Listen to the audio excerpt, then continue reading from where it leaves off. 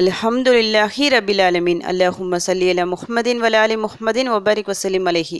அஸ்ஸலாமு அலைக்கும் வ ரஹ்மத்துல்லாஹி வ பரகாதுஹு. வெல்கம் டு வாய்ஸ் ஆஃப் ஈமான். எல்லாரும் எப்படி இருக்கீங்க? நல்லா இருக்கீங்களா? அல்ஹம்துலில்லாஹ். அல்லாஹ் சுப்ஹானஹு வ தஆலா உங்களுக்கு நீண்ட ஆயுளையும் ஆரோக்கியத்தையும் வழங்க வேண்டும் என்று துவா செஞ்சு ஆரம்பிக்கிறேன். வானம், பூமி, மனிதன் இது எல்லாத்தையும் படைப்பதற்கு முன்னாடியே அல்லாஹ் சுப்ஹானஹு வ தஆலா நம்முடைய விதியை எழுதிட்டான். அதாவது ஒரு புத்தகம் இருக்குது. அந்த புத்தகத்தில் என்னெல்லாம் நடக்கணும், என்ன நடக்க போகுது எல்லாமே அல்லாஹ் ஏற்கனவே எழுதி வச்சுட்டான். விதி என்பது ஏற்கனவே எழுதப்பட்டு விட்டன. அந்த எழுதுகோள் இருக்குது பார்த்தீங்களா, அதனோட மை கூட உலர்ந்து போயிடுச்சு அப்படின்னு ஹதீஸில் இருக்குது. அப்படிப்பட்ட விதி, அதாவது நமக்கு இப்போ நடந்துட்டு இருக்கு பார்த்தீங்களா, இந்த ஒவ்வொரு செயல்களும் அல்லாஹ்வின் விதிப்படி தான் நடக்குது. எல்லாமே அல்லாஹ்வின் நாட்டப்படி தான் நடக்குது. நாம் சில விஷயங்களை என்னதான் உருண்டு பிறண்டாலும் நமக்கு அது கிடைக்காது. காரணம் நம்முடைய விதியில் அது இல்லாதது தான் காரணம். அப்படிப்பட்ட விதியையே மாற்றக்கூடிய ஒரு அமல் இருக்குன்னா அது நாம கேட்கக்கூடிய துவாக்கள் அப்படின்னு நபி ஸல்லல்லாஹு அலைஹி வஸல்லம் அவர்கள் கூறியிருக்கிறாங்க. அப்போ விதி என்பது ஏற்கனவே எழுதப்பட்டு விட்டாச்சு. அப்போ எப்படி நாம கேட்குற துவாக்கள் மூலமாக அது சரியாகும் அப்படின்னு நாம கேட்டால் அதுக்கு விடை நம்ம கிட்ட இல்லை, படைச்ச இறைவன் கிட்ட மட்டும்தான் இருக்கு. ஏன்னா அல்லாஹ் சுப்ஹானஹு வ தஆலா ஏற்கனவே எழுதி வச்சுட்டான்.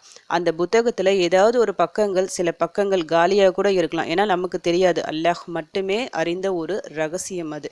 அந்த நாம கேட்குற துவாக்களின் மூலமாக அந்த பக்கங்களில் அல்லாஹ் நமக்கு தேவையானதை, நமக்கு நலவுகளை எழுதலாம். அதனால தானே சொல்லியிருக்கிறாங்க துவாக்கள் கேளுங்க சொல்லிட்டு. அப்படி இல்லைன்னா துவாக்கள் இருந்தே இருக்காது. அல் குரான்ல எவ்வளோ துவாக்கள் இருக்குது, ஹதீஸ்களில் துவாக்கள் இருக்குது. துவாக்களுக்கு எந்த மதிப்பும் இல்லை. நாம் கேட்கும் துவாக்களின் மூலமாக நமக்கு நல்லது நடக்காது, நம்முடைய விதி மாறாதுன்னா துவாக்களே இருக்காது. இவ்வளவு துவாக்கள் இருக்குதுன்னா நிச்சயமாக நமக்கு நல்லது நடக்கும். ஏன்னா அல்லாஹ் சுப்ஹானஹு வ தஆலா இன்னொரு விஷயத்த சொல்கிறான், நீங்கள் என்கிட்ட கேளுங்க, நான் உங்களுக்கு தரேன், எது கேட்டாலும் தரேன் அப்படின்னு அல் குரான்ல பல இடங்கள்ல சொல்கிறான். நபி ஸல்லல்லாஹு அலைஹி வஸல்லம் அவங்க என்ன சொல்லியிருக்கிறாங்க, உங்களுடைய செருப்பு வார அருந்தா கூட அல்லாஹ்விடம் துவா செய்யுங்க, அல்லாஹ்விடம் துவா செய்யுங்க, அல்லாஹ்விடம் உதவி கேளுங்க அப்படின்னு சொல்லியிருக்கிறாங்க. அப்போது நாம் கேட்குற துவாவிற்கு கண்டிப்பாக கூலிகள் இருக்குது, பலன் இருக்குது.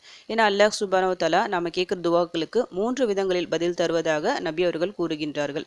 ஒன்று என்னது, நம்ம கேட்டதும் கிடைக்கும், இல்லை சிலது காலம் கிடைக்கும். அப்படி இல்லைன்னா நமக்கு வர இருக்கின்ற ஏதாவது ஒரு பெரிய ஆபத்து வர இருக்கலாம், நமக்கு தெரியாதுல்ல. நாம கேட்கும் துவாக்களின் மூலமாக அல்லாஹ் அதை நீக்கியிருக்கலாம். இன்னொரு விஷயம், இந்த உலகத்தில் எதுவுமே தராமல் மறுமையில சேர்த்து தருவான். எப்படியோ நாம் கேட்டது நிச்சயமாக கிடைக்கும். இந்த உலகத்திலையும் கிடைக்கும், மறுமையிலையும் கிடைக்கும். துவா கேட்கும் போது இந்த துனியாவிற்காகவும் துவா கேளுங்க, மறுமைக்கும் சேர்த்து கேளுங்கன்னு சொல்லியிருக்கிறாங்க. அப்போ துவாக்களுக்கு நிறைய சிறப்புகள் இருக்குது. எப்போவுமே சோர்ந்து போயிடாதீங்க. நம்முடைய விதி இதுதான், எழுதப்பட்டாச்சு, நம்முடைய இந்த நிலை மாறாது சொல்லிட்டு உங்களுக்கு நீங்களே ஒரு வரையறை வச்சுக்கிட்டு நீங்கள் துவா கேட்காம விட்டுடாதீங்க. இல்லை பெரிய பெரிய துவாக்களை மட்டும் கேட்டுட்டு சின்ன சின்ன விஷயங்களை அல்லாஹ்விடம் கேட்காம விட்டுடாதீங்க. எதுவாக இருந்தாலும் அல்லாஹ்விடம் கேளுங்க, நிச்சயமாக உங்கள் விதி மாறும். நீங்கள் எதிர்பார்த்ததை விட அழகாக உங்கள் வாழ்க்கை சிறப்பாக இருக்கும். நிறைய துவாக்கள் இருக்குது, நம்முடைய வாழ்க்கையே மாற்றக்கூடிய துவாக்கள், பல அதிசயங்கள் நிகழக்கூடிய துவாக்கள் சொல்லிட்டு நிறைய துவாக்கள் இருக்குது. அல் குரானில் இருக்குது, ஹதீஸ்களே இருக்குது. அதை ஒன்று ஒன்றா எடுத்து ஓதிட்டு வரும்போது நிச்சயமாக வாழ்க்கை மாறும். இன்றைக்கி நான் ஒரு 2 துவாக்களை சொல்ல போகிறேன். இந்த ரெண்டுமே அல் குரானில் இருக்கிற ஆயத்துக்கள் தான், மிக சிறந்த ஆயத்துக்கள். இதில் ஃபஸ்ட்டு இருக்கிறது ஒரு பெரிய ஆயத்து கூட இல்லை, அந்த ஆயத்துக்குள்ளே இருக்கிற ஒரு குட்டி வார்த்தை. அந்த குட்டி வார்த்தை ஒரு மேஜிக்கான வார்த்தை சொல்லலாம், அவ்வளவு சிறப்பு இருக்குது. இதை நீங்கள் நார்மலாக சொல்லிக்கொண்டே இருக்கும்போது எப்படிப்பட்ட முடியாத காரியமும் நிச்சயமாக முடியும். ஏன்னா அல்லாஹ் நினச்சா சாத்தியமில்லாததை சாத்தியமாக்கி காட்டுவான். அவன்தான் அல்லாஹ், அவன்கிட்ட தான் நம்ம கேட்குறோம். அதனால தைரியமாக கேளுங்க. ஒரு வரைமுறையே வேண்டாம், எவ்வளவு வேணாலும் அல்லாஹ்விடம் கேளுங்க, நிச்சயமாக நீங்கள் கேட்டதை தருவான். ஏன்னா அல்லாஹ் தாராளமாக தருபவன். அப்படிப்பட்ட அல்லாஹ்விடம் கேட்க வேண்டிய ஒரு சின்ன ஒரு வார்த்தை, குன் ஃபயகூன். குன் ஃபயகூன், இந்த ஒரு வார்த்தை பார்க்கறதுக்கு ரொம்ப சின்னதாக சாதாரணமாக உங்களுக்கு தெரியலாம். ஆனால் இதனுடைய பொருள் அவ்வளவு ஆழமான ஒரு பொருள், ஒரு மேஜிக்கான ஒரு வார்த்தை சொல்லலாம் இந்த ஒரு வார்த்தையை. சூரா யாசினை நீங்கள் படிச்சிருப்பீங்க. நிறைய பேர் டெய்லியும் சூரா யாசினை ஓதிட்டே வந்திருப்பீங்க. அந்த சூரா யாசினை படிக்கும்போது இந்த ஒரு வார்த்தையை நீங்கள் பாருங்கள். கடைசி ஆயத்திற்குல அதற்கு முந்தைய ஆயத்தில் வரும். அந்த ஆயத்தில் வரக்கூடிய ஒரு வார்த்தை குன் ஃபயகூன். குன் ஃபயகூன்னா அல்லாஹ் சுப்ஹானஹு வ தஆலா ஏதாவது ஒரு பொருளையோ ஏதாவது ஒரு ஜீவனை ஏதாவது ஒன்று படைக்க நாடினால் அவன் ரொம்பலாம் சிரமம்லாம் எடுக்க மாட்டான், ரொம்ப டைம்லாம் அவனுக்கு எடுக்கவே எடுக்காது.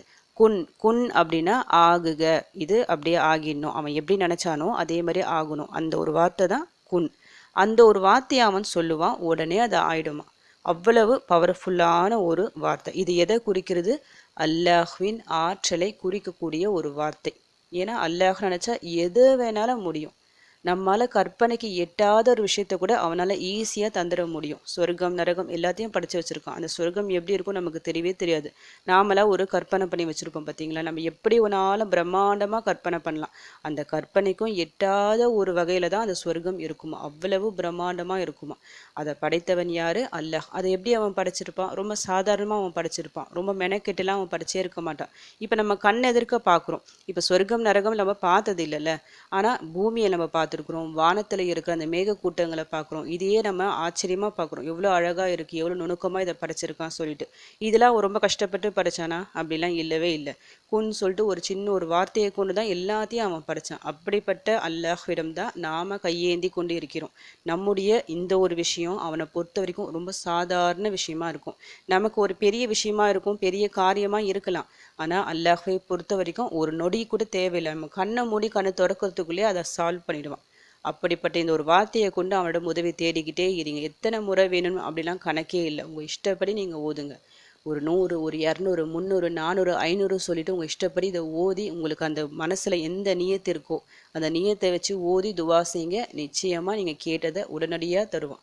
ரொம்ப மேஜிக்கான பவர்ஃபுல்லான ஒரு வார்த்தை.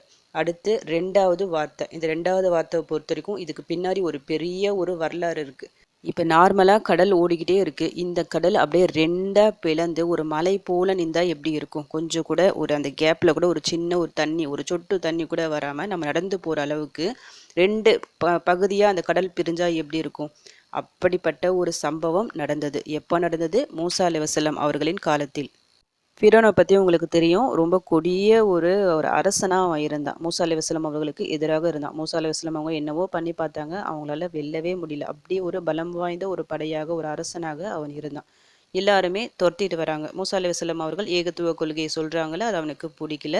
உடனே துரத்திட்டு வந்து பின்னாடியே வருது. அவனுடைய பெரும் படையே வருது. மூசா அலைஹிஸ்ஸலாம் அவர்களும் அவங்கள பின்பற்றிய சில பேர் இருக்கிறாங்க. அவங்கக்கிட்ட எந்த படை எதுவுமே இல்லை. அவங்க பாட்டு போயிட்டே இருக்கிறாங்க. ஒரு இடம் வந்தவுடனே கடல். முன்னாடி தப்பிக்க வழியே இல்லை அவங்களுக்கு. பின்னாடி ஃபிரௌனோட படை ரொம்ப வேகமாக வந்துட்டுருக்கு.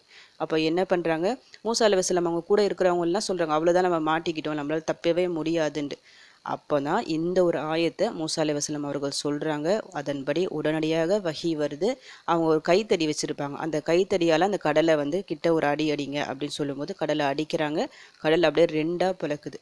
இப்படிப்பட்ட ஒரு வரலாற்று சம்பவம் நடப்பதற்கு முன் மூசா அலைஹிஸ்ஸலாம் அவர்கள் உச்சரித்த வார்த்தை இது. இன்ன மஅய்ய ரப்பி சயஹ்தீன். இன்ன மஅய்ய ரப்பி சயஹ்தீன். நிச்சயமாக என் இறைவன் என்னுடன் இருக்கிறான். எனக்கு சீக்கிரமே அவன் வழிகாட்டுவான். மூசா அலைஹிஸ்ஸலாம் அவர்கள் எந்த நம்பிக்கையில் ஓதுனாங்க? எப்படியோ அல்லாஹ் என்னை காப்பாற்றுவான், என்னை பின்பற்றுபவர்களையும் காப்பாற்றுவான்னு சொல்லிட்டு அவங்களுக்கு தெரியும். ஆனால் கடலை பிளந்து காப்பாற்றுவான்னு சொல்லிட்டு அவங்க கொஞ்சம் கூட நினச்சி பார்த்தே இருந்திருக்க மாட்டாங்க. ஏன்னா வழியே இல்லை. அந்த பக்கம் முன்னாடி கடல் தான் இருக்குது, தப்பிக்க வழியே இல்லை. இருந்தாலும் அந்த நேரத்துலையும் அல்லாஹ்வை நினச்சி அவங்க உதவி கேட்குறாங்க. அதன்படி பெரிய உதவியாக அல்லாஹ் தந்தான். இன்னி வரைக்கும் நாம் பேசிகிட்டு இருக்கோம். எவ்வளோ பெரிய விஷயம் இது. ஒரு வரலாறு படைத்த ஒரு சம்பவம் அது. அது நடப்பதற்கு முன்னாடி இருக்கிற ஒரு வார்த்தை தான் இது. இந்த வார்த்தையில் எவ்வளோ ஆழமான பொருள் இருக்குது பாருங்கள். என்னை படைத்த இறைவன் என் கூட தான் இருக்கிறான், நிச்சயமாக அவன் வழிகாட்டுவான்னு சொல்லிட்டு மனசார அவங்க நம்புகிறாங்க. அதன்படி அல்லாஹின் உதவியும் கிடைக்குது. நாமும் நம்முடைய எல்லா சோதனையான ஒரு நேரத்துலையும் சரி, இந்த ஒரு வார்த்தையை கொண்டு உதவி தேடும்போது நிச்சயமாக அல்லாஹ் நமக்கும் வழிகாட்டுவான். இந்த ஒரு ஆயத்தை மனப்பாடம் செஞ்சு வச்சுக்கிங்க. கஷ்டமான நேரங்களில் இல்லை ஏதாவது ஒரு காரியம் உங்களுக்கு ஆக வேண்டியிருக்கு, முடியாத காரியமாக இருக்குது, இது எப்படி முடிய போகுது சொல்லிட்டு உங்களுக்கு நீங்களே நம்பிக்கை இழந்து போயிருப்பீங்க பார்த்தீங்களா. அந்த நேரத்தில் இந்த ஒரு ஆயத்தை எடுத்து ஓதுங்க. இன்ஷா அல்லாஹ் எல்லாமே கைக்கூடி வரும். நீங்கள் நம்ப முடியாத ஒரு மாற்றத்தை அல்லாஹ் உங்களுக்கு நிகழ்த்தி காட்டுவான். இன்றைக்கி நம்ம பார்த்த இந்த 2 ஆயத்துக்களுமே மிக சிறந்த ஒரு வார்த்தைகள். மனப்பாடம் செஞ்சு வச்சு டெய்லியும் ஓத வேண்டிய ஒரு வார்த்தைகள். இந்த 2வது துவாவையும் நீங்கள் உங்கள் கணக்கு வச்சு எவ்வளோ வேணாலும் நீங்கள் ஓதிக்கலாம். ஏதாவது ஒரு தொழுகைக்கு பிறகு, ஏதாவது ஒரு பயங்கரமான சோதனையான ஒரு நேரத்தில் இருப்பீங்க, ஏதாவது ஒரு தொழுகைக்கு பிறகு அப்படிலாம் தனியாக ஒரு 2 ரக்காத் தொழுதுட்டு கூட இதை குறிப்பிட்ட எண்ணிக்கையில் ஊதி நல்லா துவா செய்யுங்க. இது துவா செய்யும்போது, இதை ஓதி துவா செய்யும்போது உங்களுக்கு அந்த ஞாபகம் வரணும். மூசா அலைஹிஸ்ஸலாம் அவர்கள் கேட்டாங்க பார்த்தீங்களா, அந்த சம்பவம் உங்களுக்கு ஞாபகம் வரணும். அல்லாஹ்வின் அந்த ஆற்றல் உங்களுக்கு கண்ணு முன்னாடி நிற்கணும். அப்படி நீங்கள் கேட்கும்போது நிச்சயமாக உங்களுடைய எல்லா பிரச்சனைகளும் நீங்கும். இந்த 2மே சிறப்பான ஆயத்துக்கள். எப்போ வேணாலும் நீங்கள் ஊதிக்கலாம். தொழுகைக்கு பிறகு ஊதுவது சிறப்பு. இதை ஊதி நிச்சயமாக உங்கள் வாழ்க்கையை மாறும். உங்கள் வாழ்க்கையிலும் பல அதிசயங்கள் நடக்கும். இந்த துவாக்கள் உங்கள் விதியை மிக அழகாக சிறப்பாக மாற்றி அமைக்கும். நம்பி ஓதுங்க, இன்ஷா அல்லாஹ் எல்லாம் நல்லதே நடக்கும். இந்த ஆயத்துக்கள் ஓதி உங்கள் கஷ்டங்கள், பிரச்சனைகள், சோதனைகள் எல்லாம் நீங்கி ஒரு வளமான ஒரு வாழ்க்கையை உங்களுக்கு அமையணும் சொல்லிட்டு உங்களுக்காக நானும் துவா செஞ்சுக்கிறேன். எனக்காகவும் என் குடும்பத்திற்காகவும் நீங்களும் துவா செஞ்சுக்கிங்க. அல்ஹம்துலில்லாஹ். இந்த வீடியோ உங்கள் எல்லாருக்கும் யூஸ்ஃபுல்லாக இருந்துக்கும்னு நினைக்கிறேன். நீங்கள் தெரிஞ்ச இந்த விஷயத்தை மற்றவங்களுக்கும் எத்தி வைங்க. இதன் மூலம் அவர்களும் பலனடையலாம். இன்ஷா அல்லாஹ். அடுத்த பதிவில் சந்திக்கலாம்.